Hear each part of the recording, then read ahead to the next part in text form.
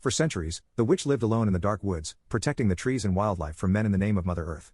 One day, she notices a cabin on the edge of her woods with a sign that says Ranger Station. The scent of pine and damp earth filled my lungs as I made my way through the familiar paths of my forest. I rarely ventured to this part of the forest, but the bluebell mushrooms for my healing remedies are always abundant in the eastern parts of the first. The first felt off, something had changed. The birds' songs seemed fine, they seemed cheerful, and the deer who always followed me on my path seemed happy and as playful as ever, but to my bones, they kept telling me something was off. There was an intruder in my forest. I followed the disturbance, picking up pace as I felt the tension get heavier, and then I saw it, a cabin. A human cabin. It was hidden among a thicket of trees, the brown cabin almost built in completely into my beautiful forest. Inside the cabin was bare, it smelled different than every other man I had seen come into my forest.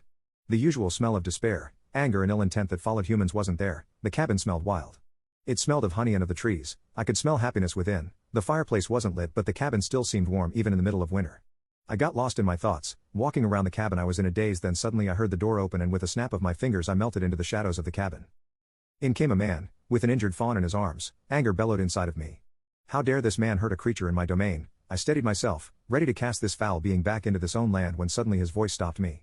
Just like his scent, his voice felt different, it was soft and caring. Now, there, young one, it's just a little bruise, I'll get you right as rain, the man said as he laid the fawn down on a table that lay in the middle of his cabin.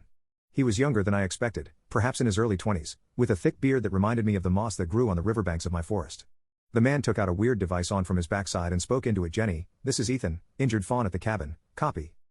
As the fawn bounded out the door on steady legs, the man, Ethan, the box had called him, let out a heavy sigh. He stretched so hard that his joints popped, the exhaustion of the long night seemed to be clear on his face, they had been withered by stress. But there was a light in his eyes, even after the hours of countless work his eyes gave off a warmth that I'd never seen in a human before. I watched from my hiding spot as he cleaned up, I couldn't stop staring at the gentleness of his hands, it was so different from the rough, grasping fingers I was used to. He hummed as he worked, it was a soft uplifting tune and I caught myself staring at him and smiling.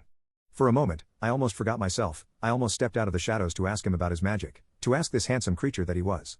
I'd been fooled before, taken in by honeyed words and kind faces. I wouldn't make that mistake again. I watched this creature from afar, I would drive him from the first, I would tell myself every day, but every day I would keep putting it off, his innocent kind eyes always seemed to stop me. This man was weird, he did not harm anything, he patrolled the trails where no human had dared show up for centuries, he spent his days clearing fallen branches and mending broken fences. He spoke to the animals like they were old friends, and to my shock, they would all respond to him, even the skittish rabbits would follow him through the forests, the birds would sit on his shoulder and sing their beautiful songs. I told myself I was just keeping an eye on him, making sure he wasn't up to no good. But if I was being honest, I was curious, I couldn't stop looking at him. It was weird but I was drawn by this man. I wanted to know what made him so different, what magic he possessed to charm the creatures of the forest, including me. I found myself creeping closer, lingering at the edges of clearings to catch snippets of his one-sided conversations with the animals. Now, Mr. Blue Jay, what's all this fuss about? He'd say, or Miss Rabbit, you're looking mighty fine today. He'd say, giggling after every little conversation. The animals, they'd chitter and chirp back at him and he'd tip his hat at them and walk away. I had begun to grow careless, I kept getting closer and closer to Ethan, he drew me in like no man had ever done. Ethan looked up from the ground, his eyes met mine as they widened in shock. Oh no, I'd grown careless, I was so focused on his beautiful eyes that I'd let my concealment spell slip. His widened eyes turned into an even wider smile. Well, hello there, he called, his voice was warm and inviting. I was wondering when you'd show yourself. I froze, mind racing. He knew? All this time, he'd known I was there? Who was this creature? How could a mere mortal see through my spells? You're her, aren't you? He continued, walking towards the Witch of the Woods. I cringed at the title. I am no one's ugly witch, I snapped, finally getting my voice back. Certainly not yours. But he just smiled, a slow, gentle thing that crinkled the corners of his warm eyes. No, of course not, he agreed. You look nothing like an ugly witch, you're far too beautiful. I opened my mouth to argue, to put this human in his place. But something stopped me, I could feel my cheeks warm up, was I blushing? I've heard the stories, he said, taking another step. About the witch who guards the forest, they said you speak to the trees and command the animals. I always thought they were just tales. He faked a laugh, guess I should have known better. I don't know what game you're playing, Ranger, I hissed, but I've no patience for it. These are my woods. Cross me, and you'll regret it.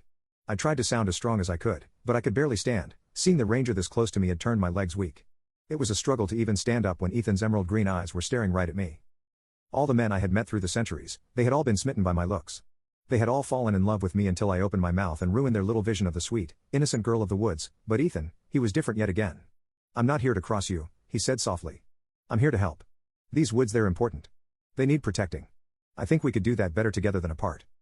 I wanted to take it, his eyes looked so innocent, so kind, but no.